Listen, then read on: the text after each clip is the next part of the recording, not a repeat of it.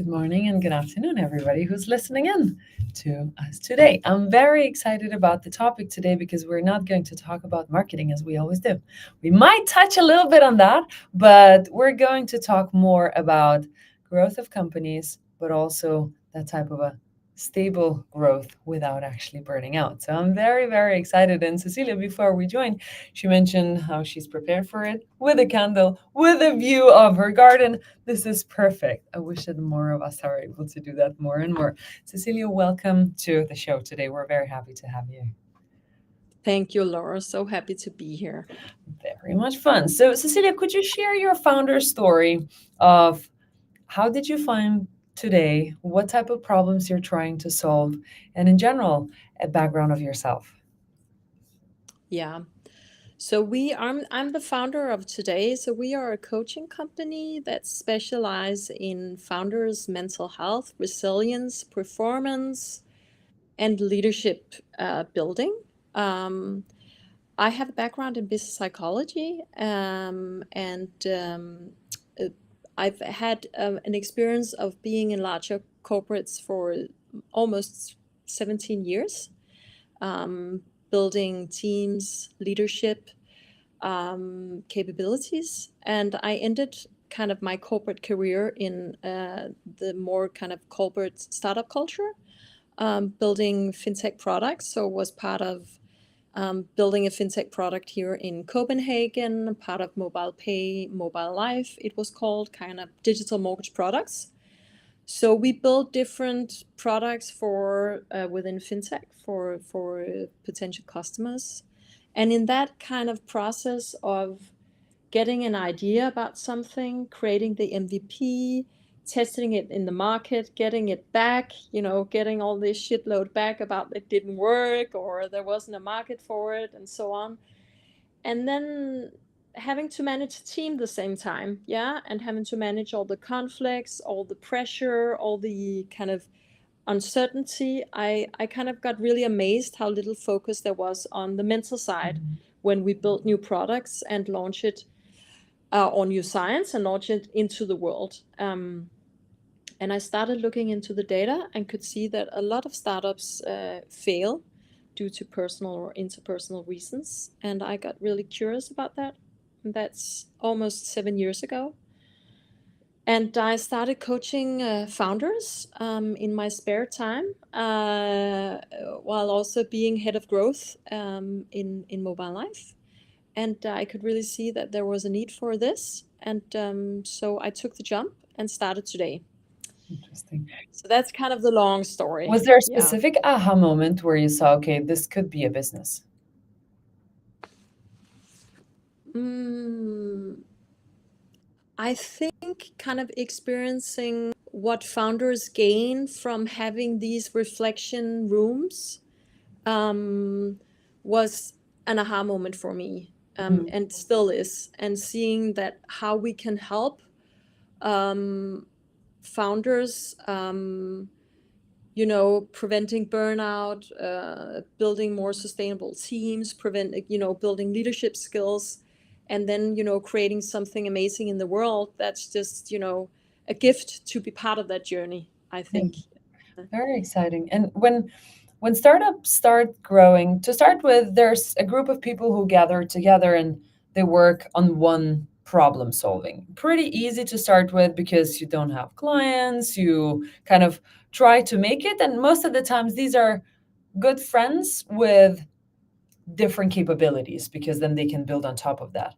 But when is the time in the company's story that those types of frictions start to happen, that they might need some additional help to figure out how are we going to grow? I think in most startup companies, there's always a healthy friction between the product team and the marketing team, so the more Mhm. commercial team. And Mhm. that's, it doesn't matter if the product team is a scientific team. We work with a lot of scientists, or if it is a hardcore tech product team. I think there is a healthy friction there, and there should be a friction. I think what I see is that when people become overly stressed over a long period of time, that healthy friction can become an unhealthy friction. Got it. Yeah. So it's like what we know from science as well is that when we are overly stressed, one of the things we can see is that our empathy goes down. Mm-hmm. And that means our ability to connect with ourselves, our ability to connect with each other, our ability to connect with potential clients, customers, collaborators drops. Mm-hmm. And that is amazing. From nature, if you are being chased by a lion on the savannah, that you don't have empathy with that lion that is going to eat you. But it's not a really good thing when you are part of a team or when you're a founder and you're building something where empathy is required. Yeah. Mm-hmm. So that is where I see the friction is that, also when founder teams sometimes, I get board members that are contacting me because there are founders that have, conflicts in their team. And many, many times it is because they have been unable to solve them because they have, been under a very, very stressful time under a long period. Mm-hmm. And in those Does situations, what yeah. is usually the key kind of trap to solve? Is that the ego? Is that an imposter syndrome? Why does that actually happen in general before we get into that unsolvable problem on top of that? But where do you see the usual kind of problems start to happen? And are you talking problems, kind of, conflicts in the teams? Or are you Yeah, talking? Yeah, yeah. And is it conflicts in the larger teams or is it conflicts in the founder team? tell me both. Yeah, okay. So I think very often one thing, as I said before, it's the trap it's about, when you're overly stressed, that you're unable to solve these conflicts Yeah. in a constructive manner. Because I just want to say that many conflicts are constructive, and you need to have conflicts building something from scratch, because it's where the tension is that we create something beautiful. Yeah. But apart from that, what I see is that when people come to me and talk about conflicts, very often founders come and say and tell me about things that I call are above the table.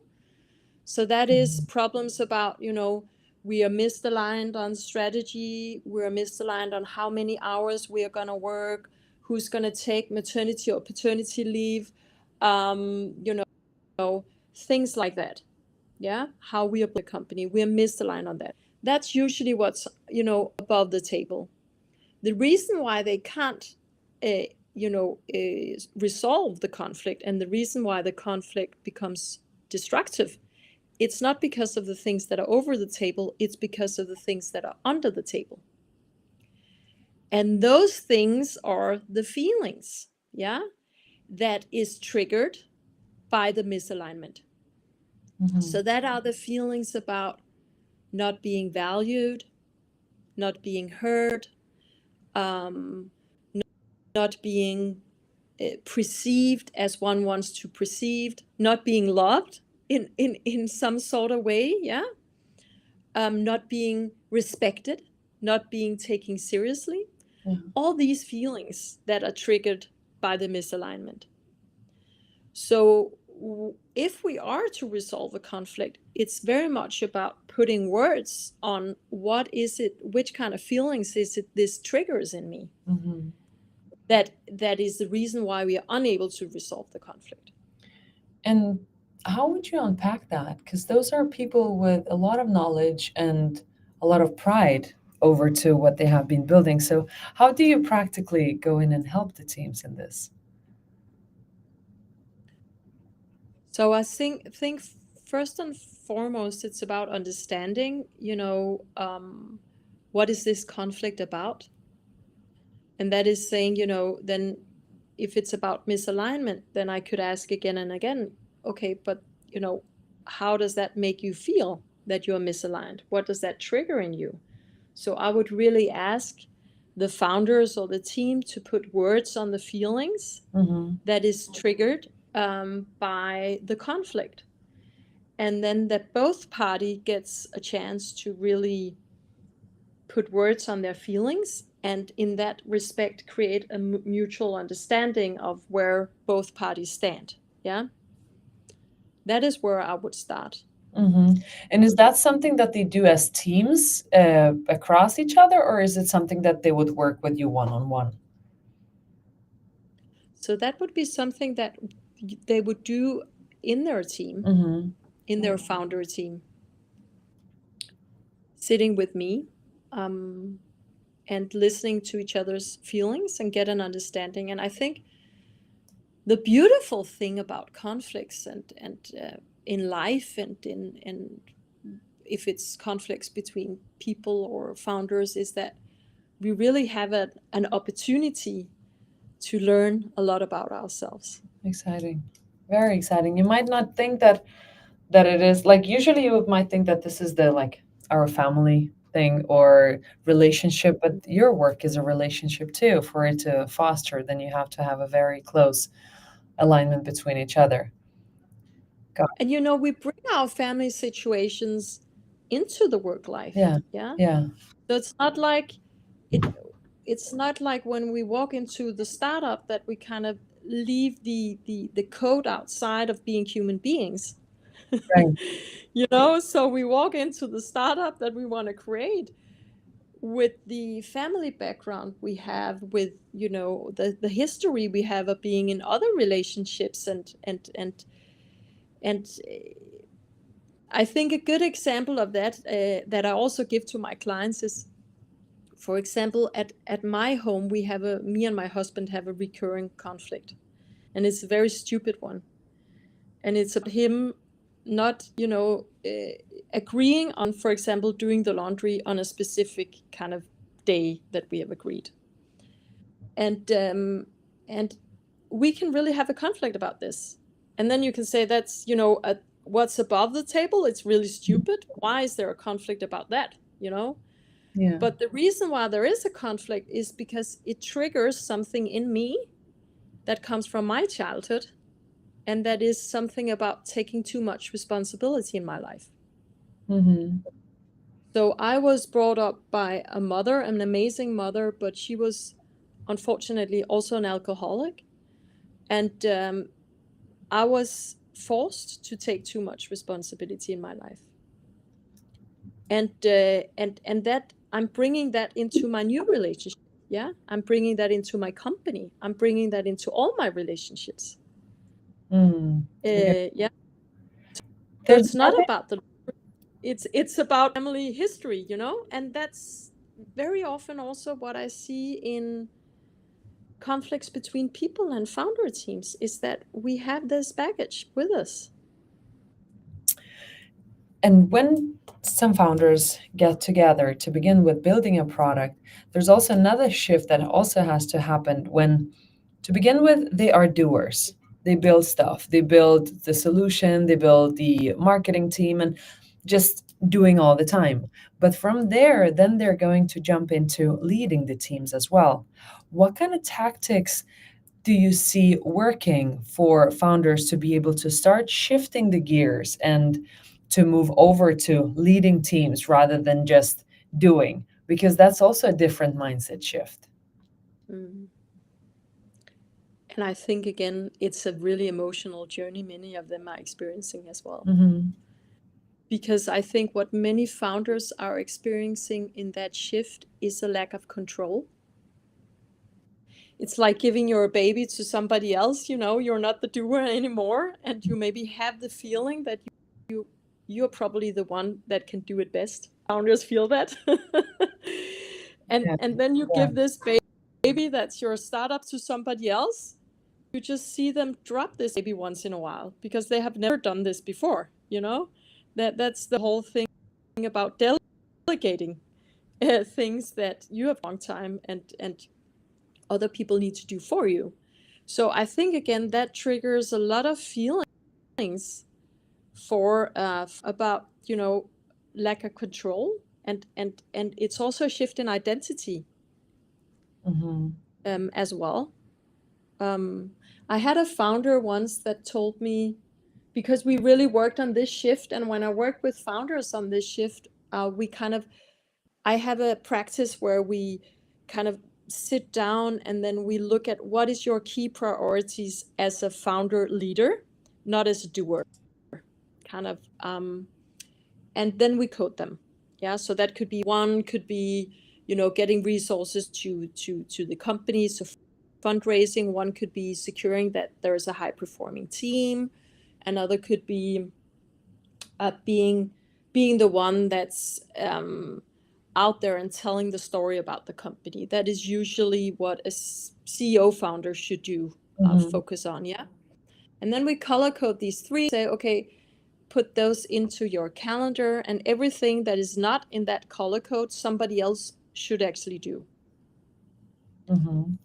And then when they start this process of just doing that, I had a founder there in my chair telling me that, Ceci, it's such a weird feeling because I don't feel like I'm doing anything.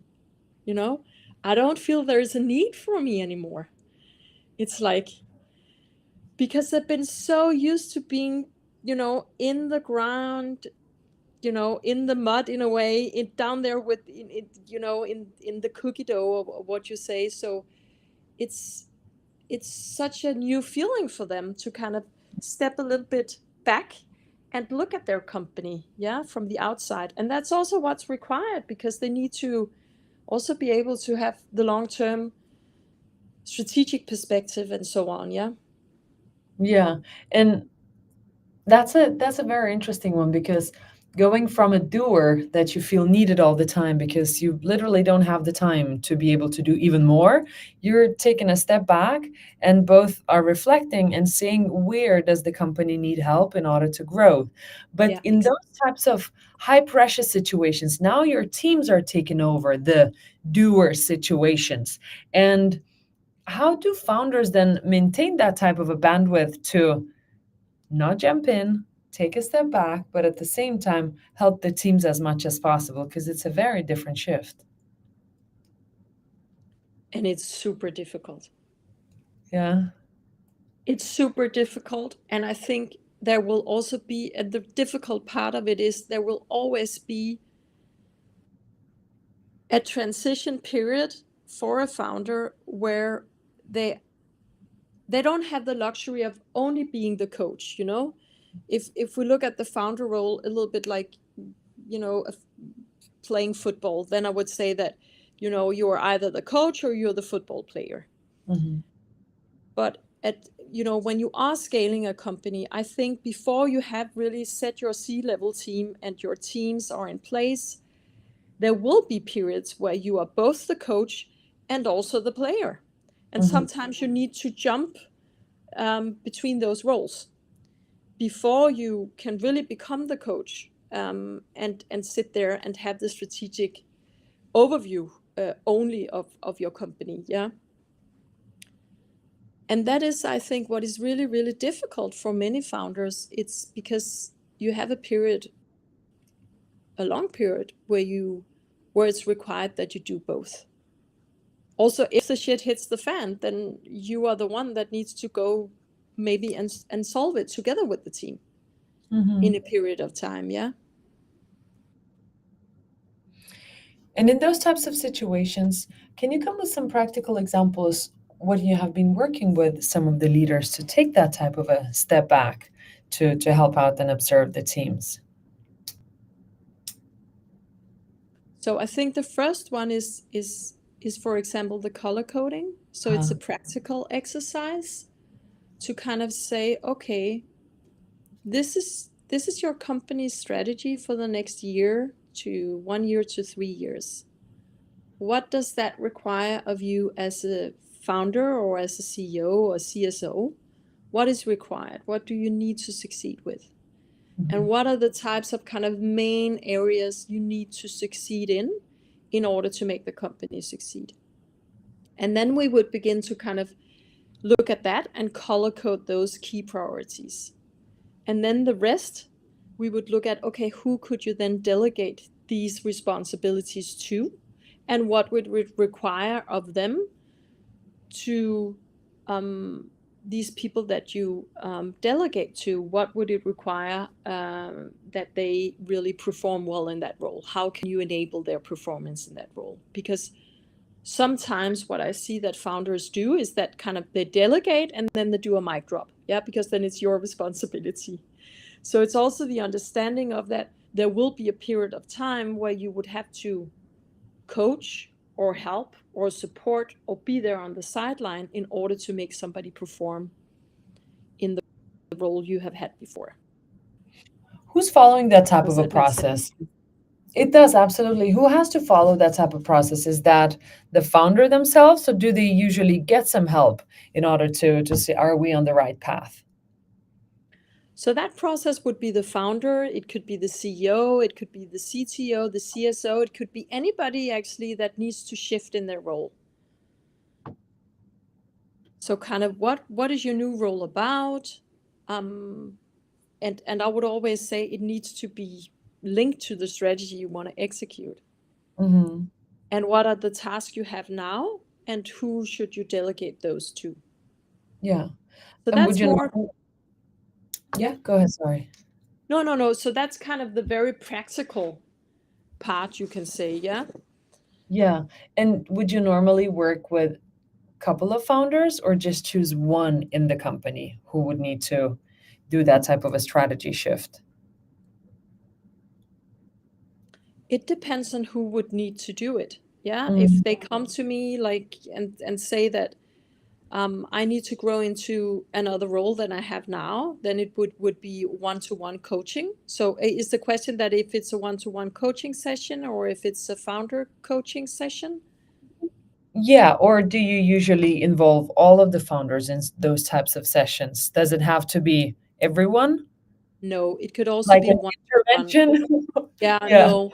It could also be one-to-one, kind of, usually it is a one-to-one coaching session, Mhm. where the founder is coming to me because he or she wants to grow more into the leadership role.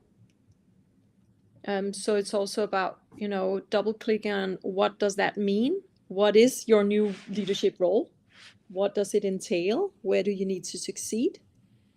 And also how do you lead? How do you make other people perform? How do you create results through other people instead of doing it yourself? Mhm. Yeah. And in your team, when you work with founders, so what are the core offerings that you work with the teams with? So we do one-to-one coaching sessions around. It could be if a founder is burning out or have stress symptoms or want to optimize performance, or, for example, want to grow more into the leadership role. And sometimes it's all of those things Mhm. together. So we do one-to-one coaching, then we do team coaching sessions. So that could also be these founder conflict sessions, for example. So it's more like couples therapy we do there. Then we do different kinds of workshops. So workshops for the larger startup team around resilience, around high performing teams. We do workshops also for leadership teams, startup leadership teams. And then what we do a lot, we have a product called Founder Circles. Mhm. And that is peer-to-peer learning slash therapy groups for founders across portfolio companies.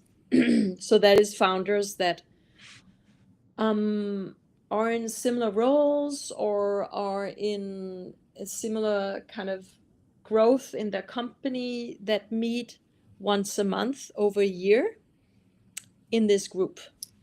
Yeah. Mhm. Got it. And now we're on a SaaS podcast. ROI and impact is the name of the game. How do you measure the impact that you're seeing? Do you measure ROI? How do you define what you're going to reach? And then how do you measure the end result? Yeah. So we measure our impact, for example, in the Circle program. We are quite data-driven. So we measure the impact by, in the end of the Circle program, so after that year, it's very simple. We send out a survey where the founders can kind of say, from a scale from 1 to 5, how much do they think that the Circle work and being part of a Circle have influenced their ability to focus as a leader. We look at focus, at the ability to prevent. We look at resilience, and we look at leadership capabilities and performance in overall. So that is some of the key indicators we look at after a Circle program. And how long time does it usually take? A Circle program? In general, to start seeing results, what does it depend on?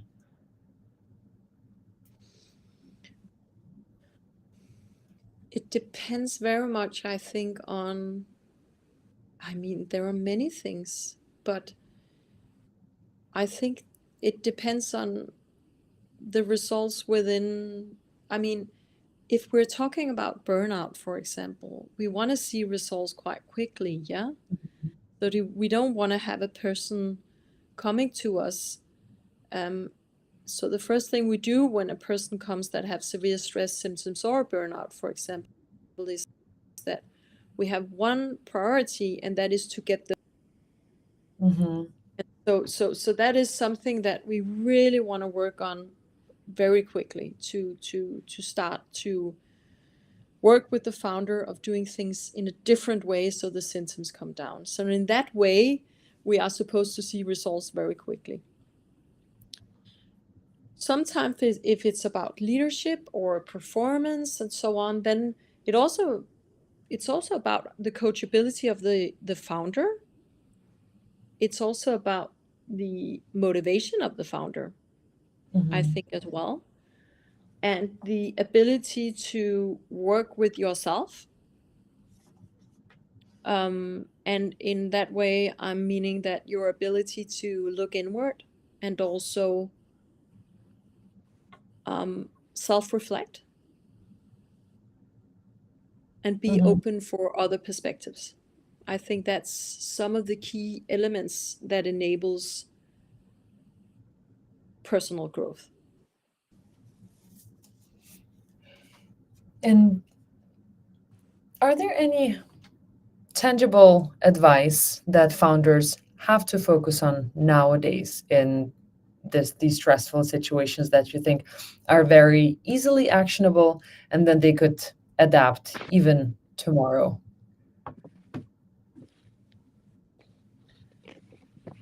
I think I really hate that question, because I think that's a question where we also look at mental health. I think, you can ask ChatGPT about that. You can get a lot of answers about, how you should sleep. You can get an Aura ring. You can get, measure this and this, and how you optimize what you eat, how much water you drink, if you meditate, and so on, and exercise. Important things, that's kind of the foundation of functioning as a human person.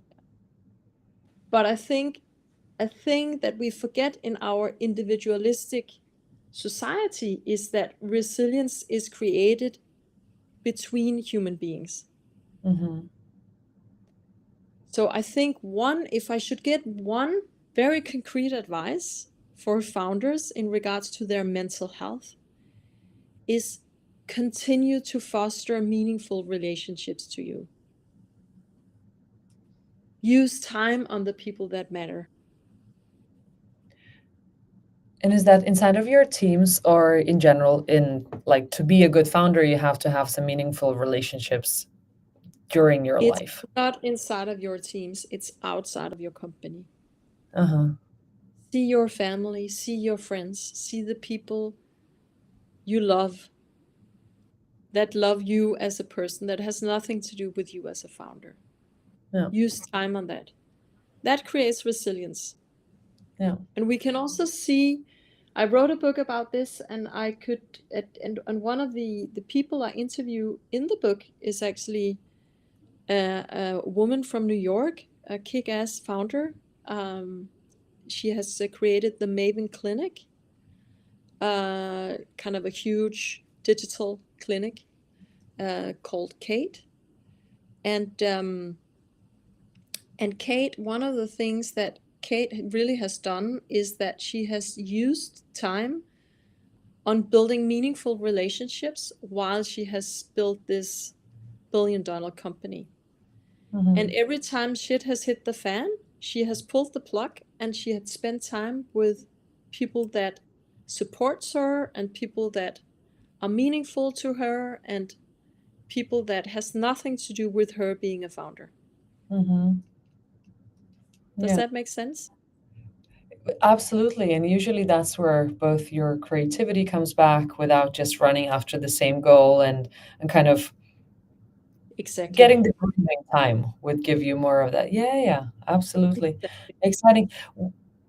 So Where I think that's really, it's a little bit like, um it's a little bit linked to, when you are a founder and you're building something from scratch, you have a tendency of becoming what you build. So you Mm-hmm. have a tendency, or it can be not only a founder, it can also be an athlete or a person that creates films, or an artist, a person that is passionate about what they do, or a Mm-hmm. scientist. They will experience that they will merge with the things they create at some point. So they will become that.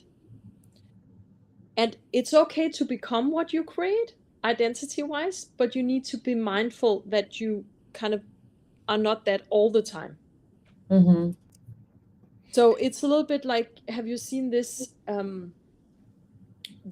love this movie called Inside Out by Pixar. Have you Nice. seen Yeah. that? Yeah. So it's about this girl called Riley, and we are into Riley's brain and all her emotions. And Riley has these identity islands, yeah? So she has this hockey island, she has a family island, she has a silly island with her friends, and a school island. And then Riley moves to another city, I think it is, yeah, to San Francisco from Canada. And her identity island breaks down. And she becomes very sad and depressed, yeah, and she has to build these identity islands again. And it's a little bit the same with founders. You want to build a company that you only focus on one identity island, and that is being the founder and the company. And all the other identity islands just, disappears. And that's being not resilient. Because if that fails, you fail as a person, not as a founder, but as a person, and you don't have the other identity islands that can help and support you. Yeah. Mm-hmm. So resilience as a founder is to have mutual identity islands to stand on. Exciting. Yeah. Is there like an assessment question or something that a founder has to think about, I don't know, weekly or monthly? Think, am I on the right path? Do I have enough bandwidth for the company that I built with? So that they kind of build in that type of breathing time and take a step back from the company. Is there something specific that they should think about regularly?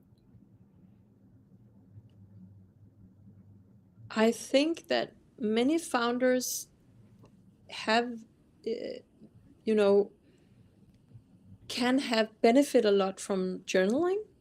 Mm-hmm. Um, I interviewed Jesper Theil, who did Soundbox, and he explained me about his journal practice, and that he tries to sit every morning, and I think he asks himself two questions. One of them is, you know, what do I really want to get out of the day? So Mm-hmm. what's important for me? And what am I grateful for? So I think, you can ask different questions. It could also, many different questions when you do the journaling exercise in the morning that founders could do, just as inspiration. Are there other inspirational books or podcasts that you usually recommend people to get into if they're interested in the topic? So of course, I think they should, of course, read my book when it's out in English. If they're English speaking, right now it's out in Danish, called Build Without Burnout. It will be launched in English the next year. But apart from that, of course, I think there are many different podcasts out there. But my favorite podcast is called Reboot. Mhm. So it's a podcast by an amazing guy called Jerry Colonna. He's a coach, also a coach, and is a former investor, and have been working with founders for many, many years. And he's also Buddhist. And I really like his way of working with founders and viewing the world. And yeah, so I would recommend that. Nice. Nice. Great. Thank you very much, Cecilia. And I recommend everybody to get the book as soon as it's out in English, or get the Danish one if you're listening from Denmark as well. It's a very interesting topic, and it could go endlessly, not just into the founders, but in general for every high performing individual in startups and fast moving companies. Journaling is something that people should do much more often to take a step back as well. I Mm. really like the conversation, Cecilia. Is there anything else that you would like to add that we did not discuss today before we close off? No, I think I'm fine. It was great talking. Thank you so much for listening. Thank you, everyone, and catch us on the Attributed podcast. Thank you, Cecilia.